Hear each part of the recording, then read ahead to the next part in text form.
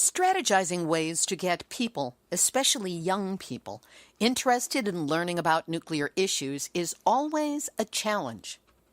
So when you learn of a 21-year-old activist who has already generated 2 profoundly important actions, along with a complex understanding of the philosophy and strategy behind them, and she tells you, the point of these kinds of new forms of media like alternate reality games is that they can perform a close reading on the pervasive and often overlooked systems and codes that organize the way that we experience our lives. And that can be the first step to staging an intervention or disruption in those sites where power operates. Did you understand that? It took me a while, but I finally did, and I was tremendously impressed with the complexity of her thought. I don't know many people of any age who speak on such complex issues, let alone with such a vocabulary. So when you hear someone like that, you may be encouraged to think that there might be a new generation out there that will help us escape from the uncomfortable seat that we all share. Nuclear hot seat, what are those people thinking? Nuclear hot seat, what have those boys been drinking? Nuclear hot seat, the corium is sinking. Our time to act is shrinking, but our activists are linking. Nuclear hot seat, it's the bomb.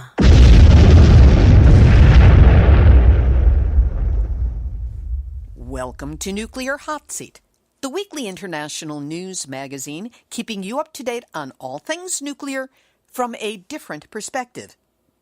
My name is Libby Halevi. I'm the producer and host, as well as a survivor of the nuclear accident at 3 Mile Island from just 1 mile away. So I know what can happen when those nuclear so-called experts get it wrong. This week, we speak with a remarkable young anti-nuclear activist from the University of Chicago, India Weston. Hers is an encouraging story for a change on how she got involved in nuclear issues and how there are new ways opening up that have a real chance of engaging a younger generation in joining us doing this work.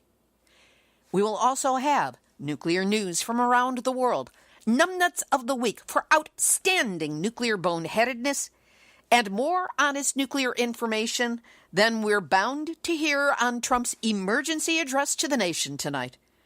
All of it coming up in just a few moments. Today is Tuesday, January 8, 2019, and here is this week's nuclear news from a different perspective.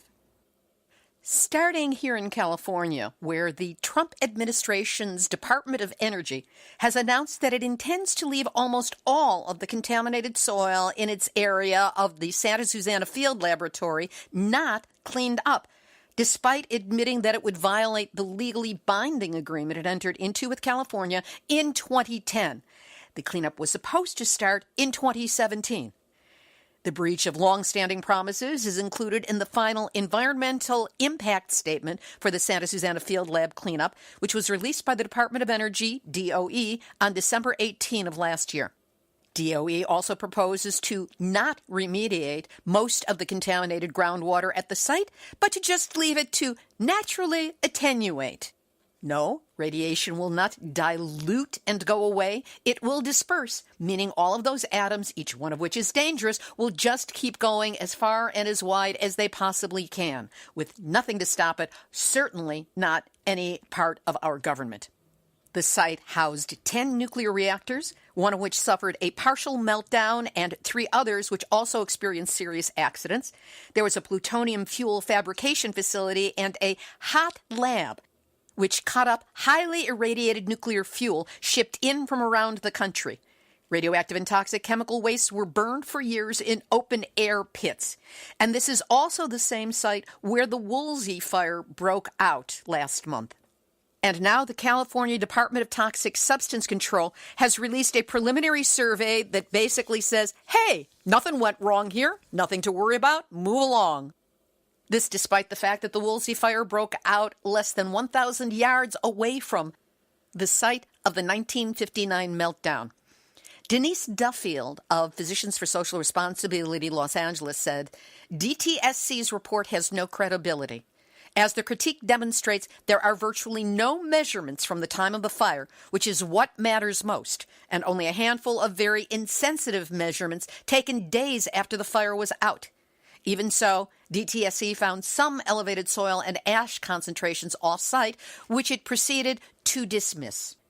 We will, of course, continue to follow this story, and a reminder that there is sampling taking place for free of dust in the homes and in the areas of any houses or businesses that are within 25 miles of the Santa Susana Field lab site. This is in the wake of the Woolsey fire.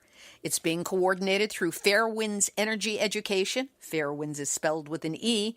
And we will have a link up to their protocols for how to get your samples and make certain that they are accepted up on the website, nuclearhotseat.com, under this episode, number 394.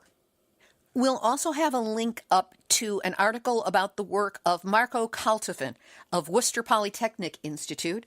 He, along with Arnie Gunderson and Fairwinds Energy Education, are coordinating the testing of the samples that are sent in from Santa Susana Field Lab. Again, that will be a link up on the website.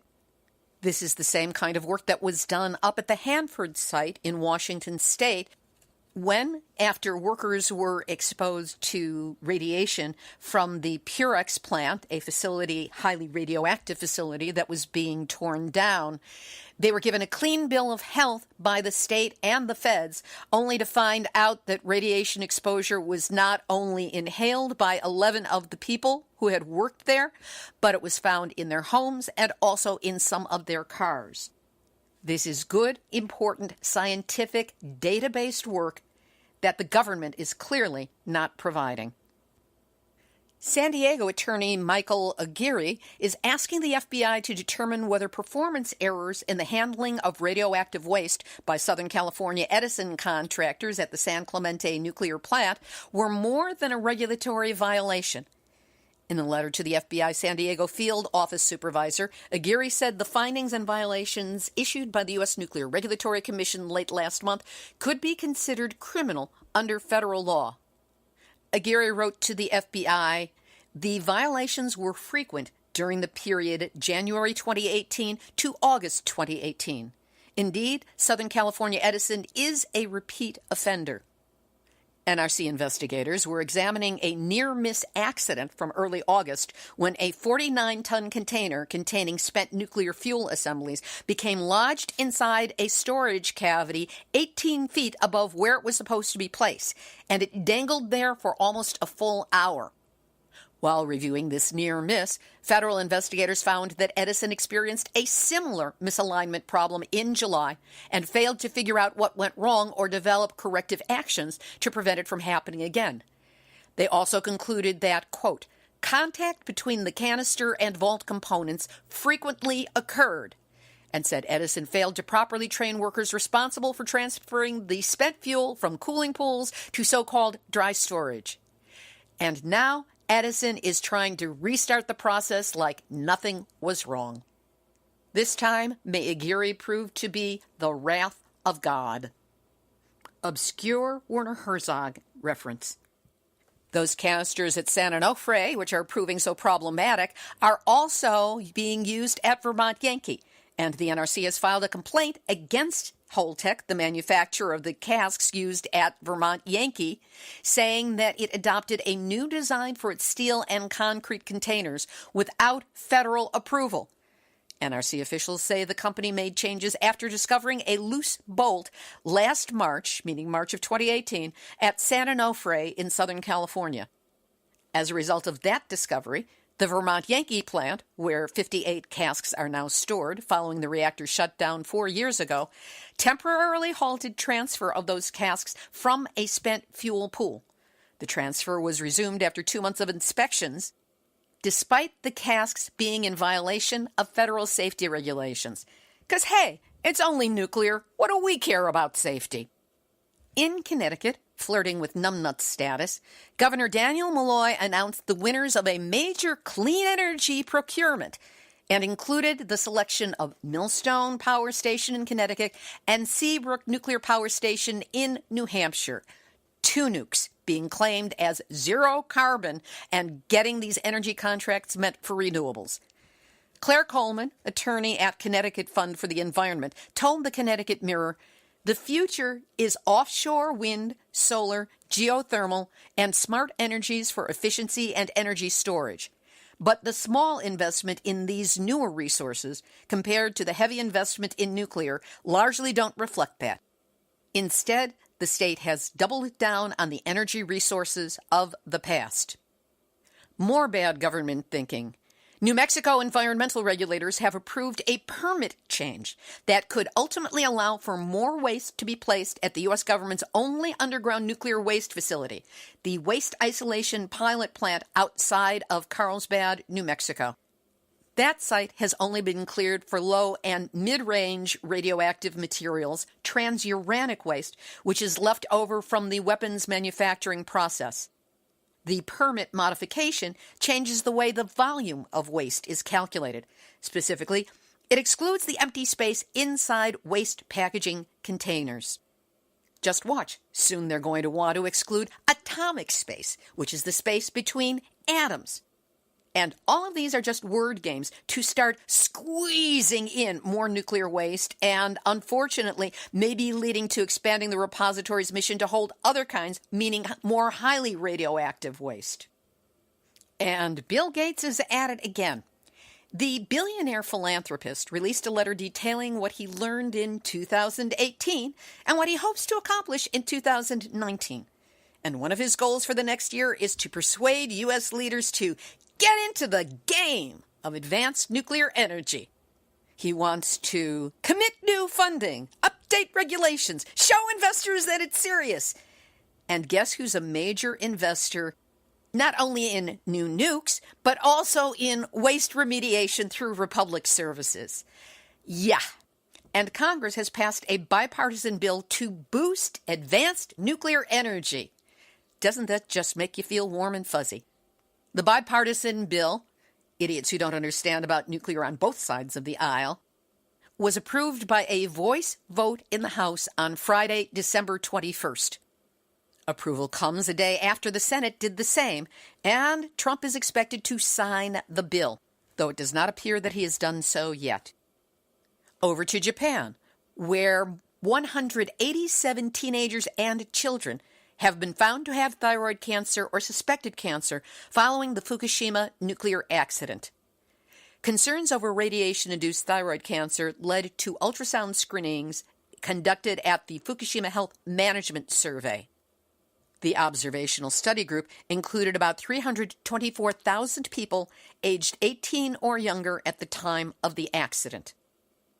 Also in Japan, projects to export nuclear power plants, a pillar of the growth strategy promoted by the administration of Prime Minister Shinzo Abe, appear to be crumbling.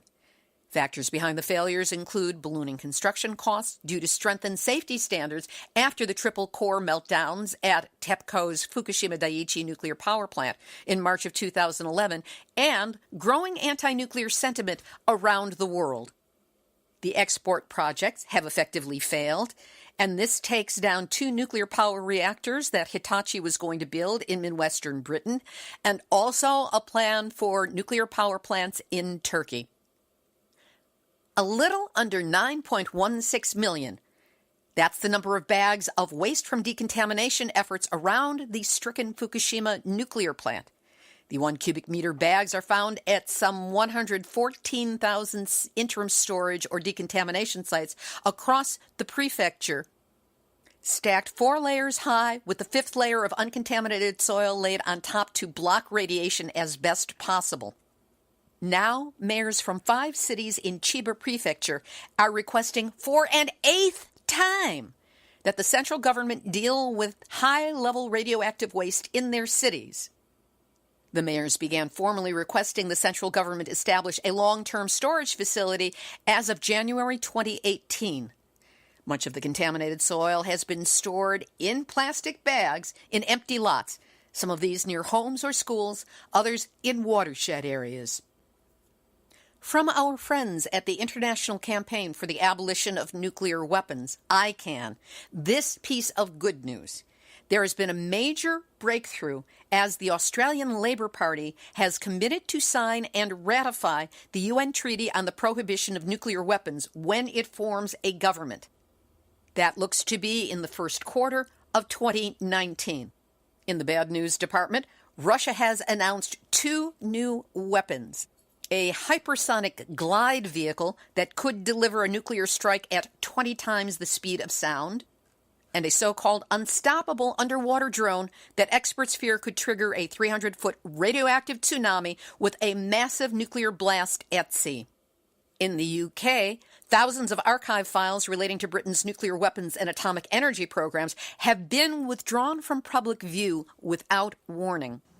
In Abu Dhabi, concrete cracking has shown up in the containment buildings of 2 of 4 reactors under construction by South Korea at the Barakah nuclear plant, which is intended to be the first nuclear facility in both the United Arab Emirates and the Arab world.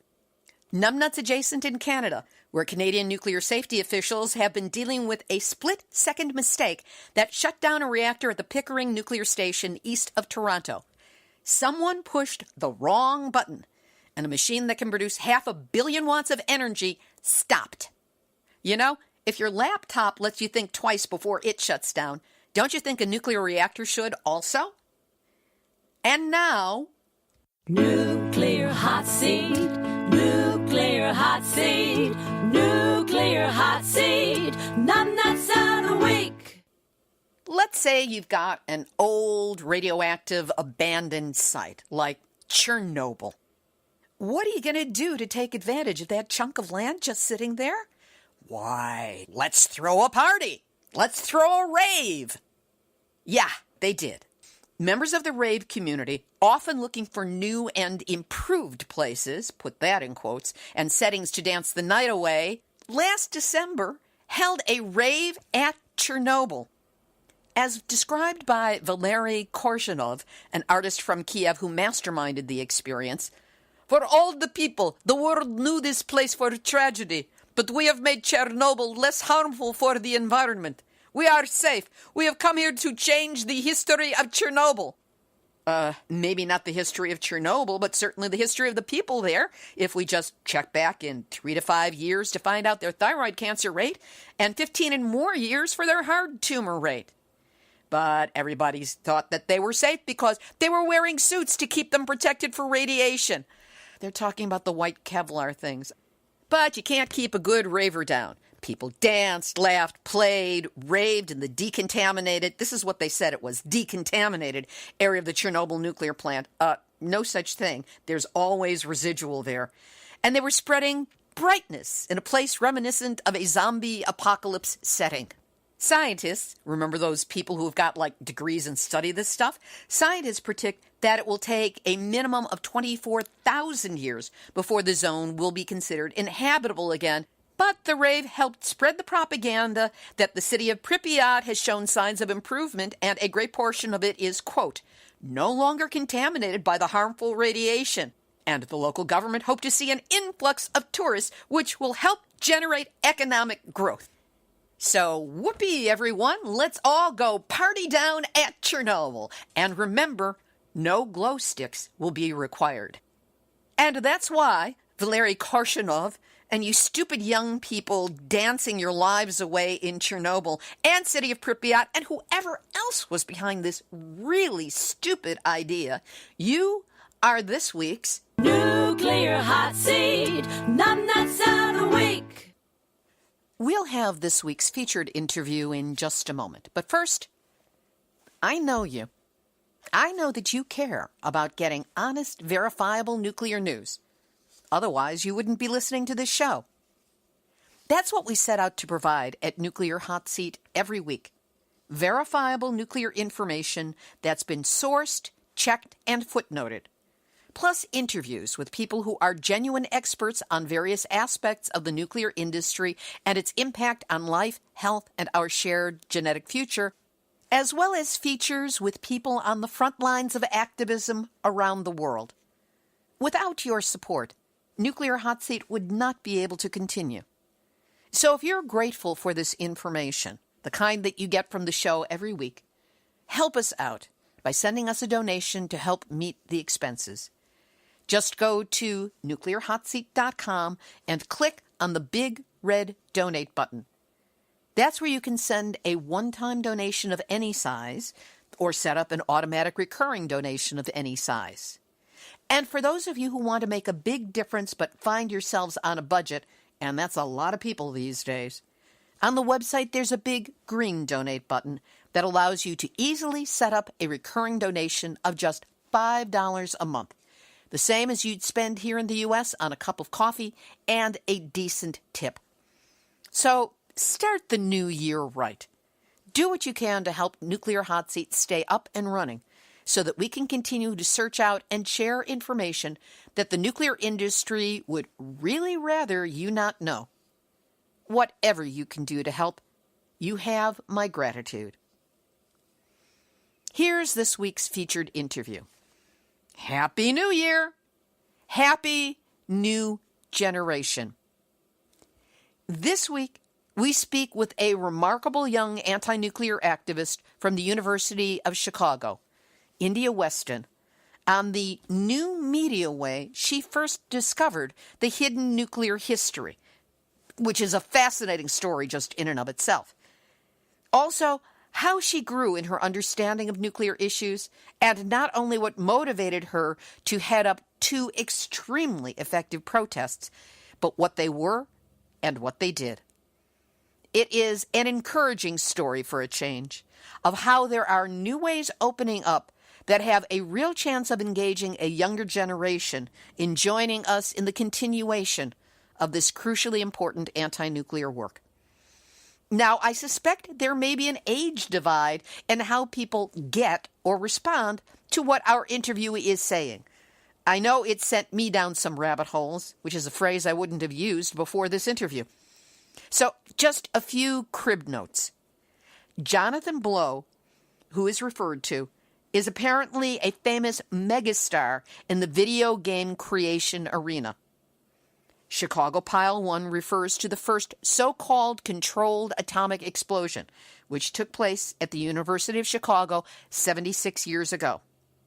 Hibakusha, there are varying pronunciations. It refers to a survivor of either of the atomic bomb attacks on Hiroshima and Nagasaki, Japan, in 1945. And my apologies, but there are a few rough patches in the audio. What can I say? Technology. Here's the interview. India Weston, welcome to Nuclear Hot Seat. Thank you for having me. Let's start out with a bit about you and your background and what brought you to nuclear issues.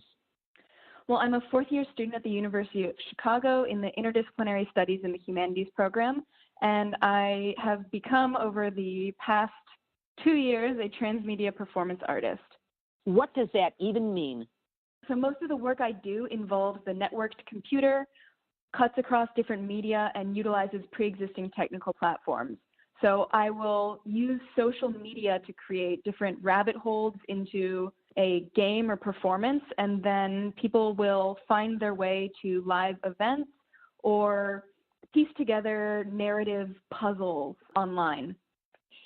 So this is a way of weaving together the virtual digital world and real world human being face-to-face experiences. Would that be an accurate way of looking at it? Yes, definitely. And in doing this, you can sort of parasite off of places where power maybe flows in an oppressive way, and you can disrupt the flows to make them better for people who are marginalized. We're going to get to those points in a few minutes. Let's find out how you learned about and got involved with nuclear issues. I first became involved in nuclear issues through a game called Braid, developed by Jonathan Blow, which is a 2D side-scrolling platformer similar to Mario, but it functions as an allegory for the Manhattan Project and really punishes anyone who has a very goal-oriented mentality going into the game. So it runs contrawise to this American narrative of success, and I found that that was really powerful. And this was the first time that I realized that a game could make a critical argument in the same way that a book or a film could make that kind of argument. It was also the first time that I realized how little I know about nuclear energy and about the Manhattan Project and my own country's nuclear legacy. What was it that you learned from this game that showed you that you didn't know certain things about our nuclear history? Jonathan Blow would craftily include fragments of text from other sources, and those sort of worked as rabbit holes into this deeper mystery for me. And he also included visual imagery that was scientific and metaphorical for a lot of these issues. And in trying to piece together the argument of the game and what was Jonathan Blow trying to say through this, I ended up necessarily having to read up on history, where I first really encountered the figure of Oppenheimer and went in depth on that, but then also became aware how America-centric pretty much everything is about the bomb. Then, just by coincidence, later that year, the University of Chicago was doing a lecture series, quote, commemorating the 75th anniversary of Chicago Pile 1. And I didn't realize it would be largely a celebration, but that's where I first met Norma Field. And she really pulled me into nuclear abolition. For people who don't know, Norma is a professor at the University of Chicago, and she is very involved with Fukushima-based issues and has been instrumental in bringing forth the voices of the mothers, especially from Fukushima, and their concerns to a wider audience. Was that the nature of the presentation that she gave? Absolutely. I think more than anything, I realized how critical it was to, in some ways, wrestle with the representational problems of the bomb, which we still haven't figured out any solution for that is really meaningful and gives voice to the people who suffered underneath, especially the women. After Norma's lecture, we had a long conversation about the absolute invisibility of the bomb and of radiation and the gendered problems of hibakusha. What did you determine to do as a result of the conversation and the information you were gaining?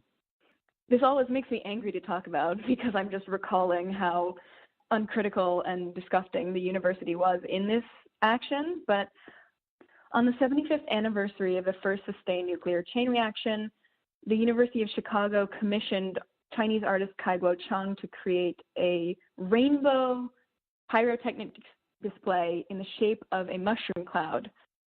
Just the idea is so offensive. It was fireworks that were being shot off in the shape of a very prettily colored mushroom cloud, was what they were putting together. Yes, absolutely. As if there were birthday cake colors. It was all pastels, and many hibakusha found it incredibly offensive, and the people of Japan found it very offensive. And the listeners of Nuclear Hot Seat found it offensive because I was there and I covered it for the program. So for this celebration, I didn't hear about any students taking action to critique the university's decision in commissioning Kai Guo-Cheng.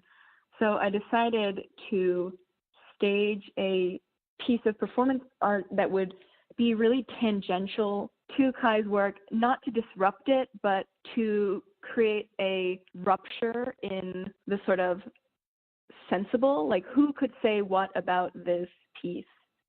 I wanted people to have a space of reflection and critique and cognitive dissonance, whereas if it had just been Kai's piece, it probably would have been taken entirely celebratory. Before Kai's mushroom cloud exploded, there was meant to be a somber tolling of Rockefeller bells. However, this was paired with an audience countdown reminiscent of Times Square on New Year's Eve, culminating in cheers and applause when the mushroom cloud finally erupted above the Regenstein Library. And it's something that Norma Field actually called plausibly belonging in a dark comedy about human folly in the face of impending disaster, which I thought was an amazing quote. So what was the nature of the action that you chose to take and ask others to be involved in? To stage an intervention in what would have been ultimately an unchallenging passive viewing experience of the cloud, I had 7 performers, including myself, walk in front of the nuclear energy sculpture when all heads were turned to the sky in anticipation. These performers were drawn from the player base and design team of another project that I was working on that summer, which culminated in really a network of closely knit activists. But I also drew in some bystanders who found out about the event online just the night before. On the sound of the boom of the cloud finally erupting, we all dropped instantly to the floor and remained there in prolonged stillness. In other words, it was a die-in. Yes. What was the immediate impact of your action on site?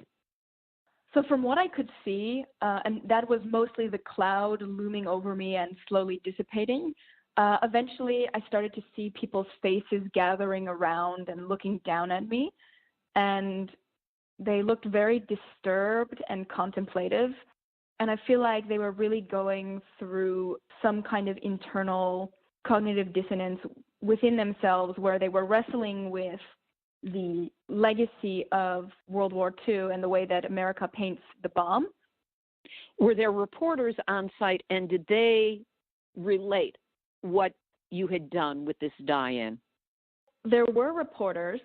However, the University of Chicago Maroon newspaper failed to even acknowledge it, and their official photo essay of the university that was covering the event focused entirely on the spectacle of the cloud and not on the people who were underneath it.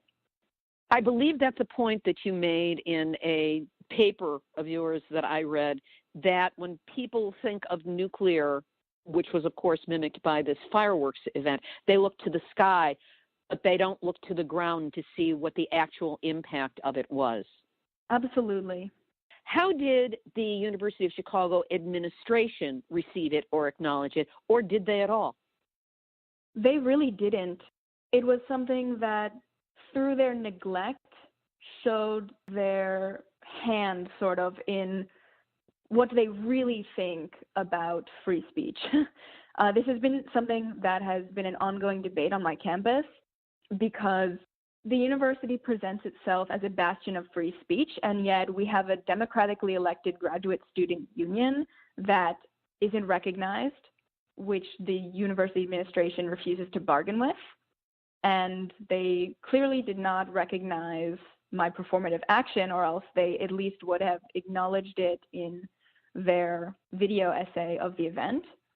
I got a very tiny URL in the Maroon article covering the whole series of events that mentioned that there was some performance, but it didn't name me by name, and it didn't talk about any of the complexities of the performance.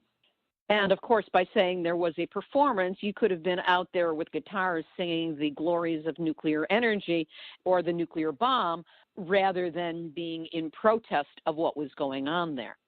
It's clear that they wanted to minimize any media coverage that would have been of the event. Of course, Nuclear Hot Seat was there to cover it. And actually, I used the image of the fireworks going off rather scathingly throughout the material I put out on the episode and also the episode itself. Now, moving this forward, one of the things you sent me, and I have to say I'm tremendously impressed with it, is a paper dated December 13 of 2018 that you wrote called Artistic Interventions in UChicago's Nuclear Media Ecology, Methods and Analysis. What was this paper for? I used this paper as an excuse to create another performance piece a year after the 75th anniversary of Chicago Pile 1. This was for a class on censorship and information control that happened this fall. And they were very lenient on what you could do as a final project. So for me, I thought, I was censored. I know this subject intimately, so I'm going to create another piece that engages in continuous critical dialogue with the first act of censoring You do make the point in the paper, and it's a very good one, that we acknowledge the big anniversaries. I often point out on this show that the media only likes to deal with anniversaries that end in a 5 or a 0. Absolutely. And of course, the 75th anniversary was one such event. But the point you make, and it's an excellent one, is that doesn't mean that there's no need to continue the conversation on the rest of the anniversaries. And of course, all the time in between too, but certainly taking it to the anniversaries. So this follow-up event that you chose to do for the 76th anniversary on December 2nd of 2018, what was that? On December 2nd, I woke up around 5:45 a.m. and made it to the Henry Moore Nuclear Energy Sculpture. I had another collaborator there, and I had brought all of this non-permanent Crayola paint and some boxes of chalk, and we stenciled in where the die-in protesters had been the year before with the chalk, and then painted in the bodies completely black so that they would speak intertextually both to the body as something that was censored, but also to the shadows that were left after the bombing of Hiroshima and Nagasaki on the sidewalks. And then throughout the day, when people would pass by the site of the nuclear energy sculpture and the artwork, I would invite the passerbys to come up to the sculpture, engage in a critical conversation about nuclear energy, and to add themselves to the piece. So if they agreed, and luckily we had many people who did, they would lie down and I would stencil them in chalk and then fill in their body black as well. And then I would start smudging it with a rag, and because it was raining, you got this very distinct blurring effect that almost looked like burned out shadows or the remnants of a blast.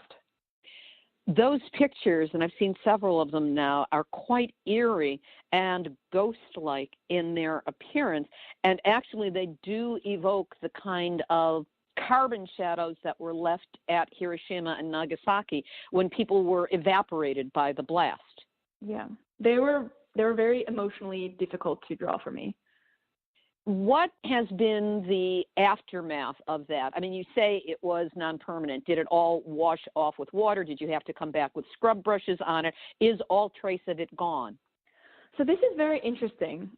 On December 6th, we had evidence that the shadows had inverted their polarity.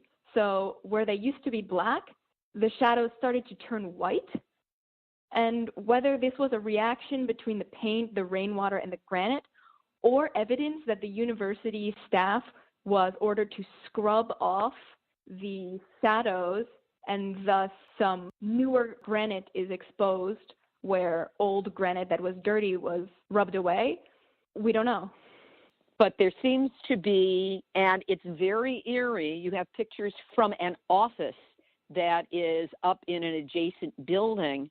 First, the black outlines, which it's good that you were able to record that, but then looking at it, and you can almost miss it, but then you see at a later time the white outlines, which if anything are more powerful because they're ghostly and you don't notice them, but yet they're there and you can notice them. That was the point. I think it couldn't have turned out better, really.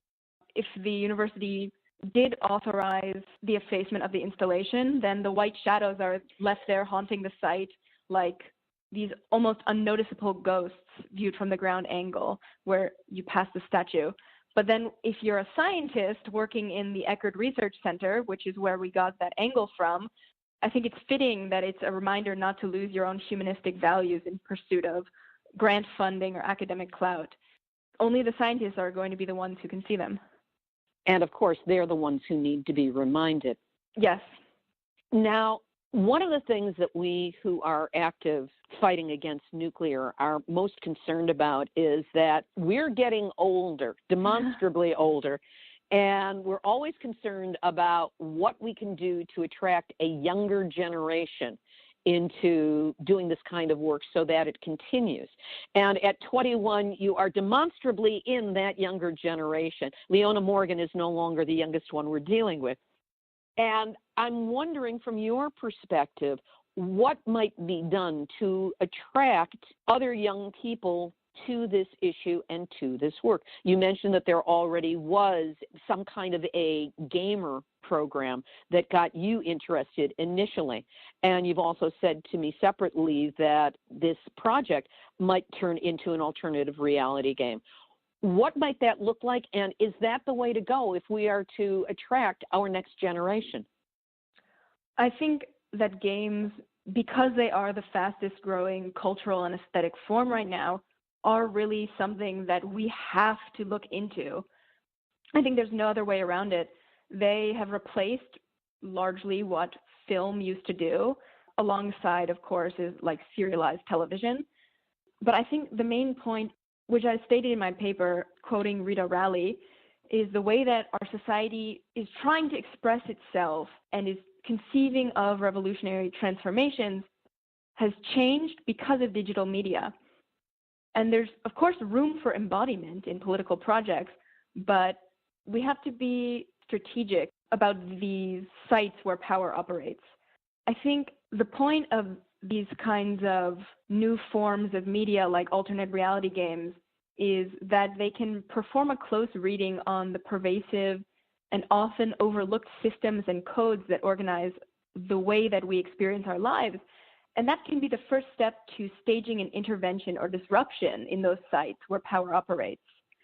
So for me, I'm interested in media projects that are kind of parasitical, social media, or in spaces where either there's some kinds of habits that unconsciously form, or where power is clearly oppressing someone, but there's not a lot of ways to get around it.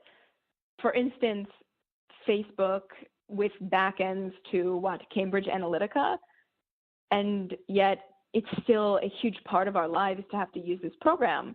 So how can you use Facebook in a smart way, possibly an artistic way, that can shift attitudes towards surveillance, for instance? So I create games that originally they were a type of viral marketing mechanism called an alternate reality game. And these describe cultural and aesthetic forms that really take advantage of the contemporary media landscape. They combine real-world encounters or events that take place in physical, quote, meat space with the frequent shifts between screens that are really ubiquitous parts of our lives now. So many educational games suffer because direct learning content tends to trigger psychological defenses, and this reduces player engagement. However, because these alternate reality games have this quality of shifting between screens and being on social media, but then also having this embodied component, that works to sever players' critical distance from the historical present, which allows us as designers to build a critique from the inside of oppressive systems. These games don't announce themselves as games either, but instead allow our players to stumble in through what we call rabbit holes, invitations into the world of the game that might include push notifications, live action events, links to mysterious websites, even payphone calls. I'm assuming in listening to this that someone who's quite a bit younger than me would be able to understand what you just said. Oh, I'm so sorry. Think of it this way. If you have ever wanted your life to be like a Dan Brown novel for a week, I can build that for you. Well, that would be really interesting on the nuclear subject, certainly. Absolutely. So the point is, I think one of the things I'm interested in doing is creating one of these games that has to do with nuclear energy and can work to seriously change people's opinions about this topic. And I can't really say more because there are some things under the works, but I think it's an exciting prospect. That can be a subject of a future interview that we do for the program when you're ready to announce what you've put together. For now, if people want access to your extremely well-researched and well-written paper, with your approval, I will upload it to the website and make it available as part of this episode of Nuclear Hot Seat. Is that okay with you? That sounds great. And if people want to follow your work or get in contact with you or perhaps find ways to work with you, is there a way that they can contact you? Yes, they can email me at indiaweston@uchicago.edu, and I will be making a website soon. Terrific. Well, when that's ready, you'll let me know, and I'll let the listeners know, and we can follow you because the work you're doing is very different. It speaks to a different generation's, a younger generation's sensibilities, which we desperately need. And I'm certain that it's a way to communicate that I haven't considered, and most people haven't, but because you have, you're going to be the ones who lead us into that portion of the future. Is that okay with you? Yes. For now, India Weston, I want to thank you so much for the work that you have already done and also for being my guest this week on Nuclear Hot Seat. Thank you for having me. Leader in the new wave of anti-nuclear activism, seen from the perspective of a much younger and more technologically astute generation. As the photo ID for this week's episode, I have used the picture of the black body outlines India painted around the nuclear energy bronze sculpture by Henry Moore, which is on the UC campus in Pride of Place. If you want to see the ghostly white outlines, they are also up on the website nuclearhotseat.com under this episode, number 394. We'll also have a link to India's article, which contains all of the photos, and a link to Nuclear Hot Seat's coverage of the 75th anniversary of that nuclear pile from episode number 337, December 5th, 2017. And, of course, we look forward to hearing more about this remarkable young woman's actions. Activist shout-out! The 40th anniversary of the 3 Mile Island nuclear accident in Pennsylvania is getting underway and actually was started back in October by TMIA, 3 Mile Island Alert. Their observance got underway on October 2nd with a press conference at the state capitol in Harrisburg on the issue of nuclear wastes being transported through Pennsylvania and across America. TMI Alert Chair Eric Epstein served as the event's moderator, and presenters included Kevin Camps and Paul Gunter of Beyond Nuclear. Camps is the radioactive waste specialist, and he addressed the safety and security risks of transporting highly irradiated nuclear fuel on America's roads and rails. His presentation included a drone's eye view of the roads and rails on which waste from Peach Bottom in Pennsylvania would be transported through central Pennsylvania. He also showed a video produced by TMIA's security expert and regular nuclear hot seat tech consultant Scott Portzline, which included footage of radioactive waste moving through central Pennsylvania. Other events are being planned and carried out between now and the actual anniversary on March 28th of 2019. It will be exactly 40 years since the accident happened, and we'll be bringing you updates here on Nuclear Hot Seat so you get an idea of what's being planned and how you might be able to participate even from a distance. If you're wondering what time it is, nuclear-wise, the Bulletin of the Atomic Scientists will host a live international news conference on Thursday, January 24 at 10 a.m. Eastern Time to announce the 2019 time of the Doomsday Clock. Last year, it was set to 2 minutes to midnight, meaning the approximation of how close we are to guaranteeing our own nuclear annihilation. This news conference will take place at the National Press Club in Washington, D.C., and of course we'll report on the results here on Nuclear Hot Seat. The group Beyond the Bomb has signed on as an official partner of the 2019 Women's March on Washington. In their announcement, they point out that the largest in-person protest in the United States before the 2017 Women's March was the Nuclear Freeze March in 1982. So you are invited to join with them in Washington, D.C., or find a local march that you can participate in and wear your anti-nuclear regalia. And yes, this is a women's issue. Remember that women are 1.5 times more likely to get cancer from the same radiation dose as a man. And for children, it's even worse. 5 times more cancer rate for a boy exposed and 10 times for little girls. The genetic future of our entire species is 10 times more likely to be harmed by radiation than the adult male that serves as the model for setting radiation dose limits. Yes, it's a woman's issue. Go out and march against nuclear in the Women's March. Here's today's final thought. In the UK, the National Trust, formerly known as the National Trust for Places of Historic Interest or Natural Beauty, is a conservation organization that covers England, Wales, and Northern Ireland. It's also the largest membership organization in the UK. And when a place is donated to the National Trust, it's in their care forever, for everyone to enjoy. Acts of Parliament have helped them make sure that forever means forever. Private land and houses left to the National Trust by former owners can never be sold. That's why their slogan is forever for everyone. Now, when I saw that, I thought that is a very useful phrase with multiple applications for those of us who are of the anti-nuke persuasion. First, it is that Earth is for everyone forever. Let's face it, it's the only planet we've got. As I first heard from Dr. Helen Caldicott, there is no planet B.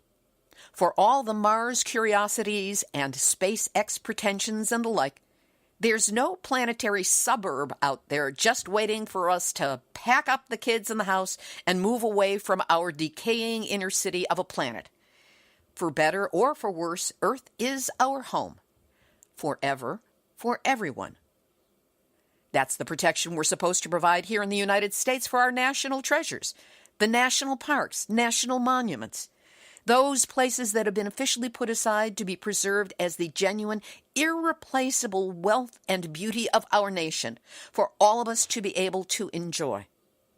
That's what makes the recent rollbacks of Obama-era expansion of the Bears Ears and Escalante National Monuments such a crime against nature. These pristine lands are being auctioned off to fracking and mining interests, and high tariffs artificially slapped on imported uranium are once again making it lucrative to again mine radioactive uranium in those previously off-limits areas. Now, we don't need the uranium. There's a glut of it available in the world and stockpiled here in the United States. But with some juggling and jiggling of international finance, nudge, nudge, wink, wink, the current administration has made it profitable to mine it again here in the U.S., and in the process, destroy the pristine beauty of the land. This kind of beauty never returns. Once it has been dug up, excavated, tortured into giving up whatever minerals our ignorant society decides has monetary value this week, the mess can never be remediated back to its initial glory. The resulting desecration of these lands lasts forever, for everyone. And of course, there's radioactive waste. There's always radioactive waste. What a mess. Every nuclear reactor has in its waste stream plutonium, the most dangerous substance on Earth, radioactive for a half-life of 24,000 years, meaning a radiologically active life of 240,000 to 480,000 years. Is that the same as forever? Sure sounds like it to this human being, constrained as we as a species are to approximately 70 years, give or take a couple of decades. We have trouble as a species thinking of the impact of our actions on 7 generations, which was the principle to gauge the impact of any action based upon the Great Law of Peace of the Iroquois Confederacy and dating back to the 12th century. We can't think 7 generations, so it's no surprise that we have no concept, no way of comprehending the radioactive mess we've been creating over the last 76 plus years, and that is still being created today, even as you're listening to this program. It's going to haunt humanity into an unimaginably long future, probably longer than we as a species will survive. In other words, radioactive waste will last forever for everyone, unless someone, somewhere, figures out to do with it. Soon, please. Soon. This has been Nuclear Hot Seat for Tuesday, January 8, 2019. Material for this week's show has been researched and compiled from nuclear-news.net, deunrenard.wordpress.com, miningawareness.wordpress.com, 3 Mile Island Alert, Physicians for Social Responsibility Los Angeles, Fairwinds Energy Education, 2acorn.com, lucian.uchicago.edu, Tri-City Herald, KUSI.com, San Diego Union Tribune, Recorder.com, Massive.com, Associated Press, Washington Examiner, Futurism.com, Wall Street Journal, TheJournal.com, Mainichi.jp, FukuLeaks.org, the International Campaign for the Abolition of Nuclear Weapons, Newsweek, StrangeSounds.org, TheGuardian.com, Hani.co.kr, TheProvince.com, RaveJungle.com, the Soul Dead Cubicle Drones who grind out press releases for World Nuclear News, the U.S. Nuclear Regulatory Commission, and our personal thanks to Dave Kraft of Nuclear Education and Information Service in Chicago and Professor Norma Field of the University of Chicago for their heads up on India Weston and her remarkable work. Now, a big shout out to you, Nuclear Hot Seat listeners and followers around the world in 123 countries on 6 continents, and we're still counting. If you know of anybody in Antarctica, we'd really like to nail that one in 2019. And a big welcome to all of you who are listening on our growing network of broadcast stations around the U.S. If you know of a community radio station that would like to carry the show, please have them get in touch with Nuclear Hot Seat at info@nuclearhotseat.com, or just give a shout out to me and I will get in touch with them. I am thrilled that we are on this journey together as kick-ass defenders of nuclear truth and supporters of atomic awareness. And remember, I've got a book out there. Yes, I Glow in the Dark. 1 mile from 3 Mile Island to Fukushima and to Nuclear Hot Seat. If you're wondering how this program came about and who I am and how this happened, that's where you find out. It's available on Amazon. Theme music for the program was written by me, sung by Marilee Weber, accompaniment by John Barnard, recorded at Winslow Court Studio in Hollywood. Now, if you would like to get Nuclear Hot Seat delivered right to your doorstep via email every week, that's a metaphoric doorstep, it's easy. Just go to nuclearhotseat.com, scroll down for the yellow box, and sign up for weekly email links to the latest show. I won't bug you with lots of marketing stuff. It's just the weekly show. Now, if you have a story lead, a hot tip, or a suggestion of someone to interview, send an email to info@nuclearhotseat.com. We're also looking for people to assist in a growing social media presence, so if you have a skill in that area, let me know as well. We'd love to bring you on board. And if you appreciate weekly verifiable news reports about nuclear issues around the world, take a moment and send a donation of any size to nuclearhotseat.com. We will really appreciate your support. Nuclear Hot Seat is copyright 2019, Libby, Halevi, and Hardestry Communications. All rights reserved, but fair use allowed as long as proper attribution is provided. This is Libby Halevi of Hardestry Communications, the heart of the art of communicating, reminding you that when it comes to nuclear, not only can what you don't know hurt you, it probably already has. There you go. You have just had your nuclear wake-up call. So please, whatever you do, do not go back to sleep, because we are all in the nuclear hot seat. Nuclear hot seat. What are those people thinking?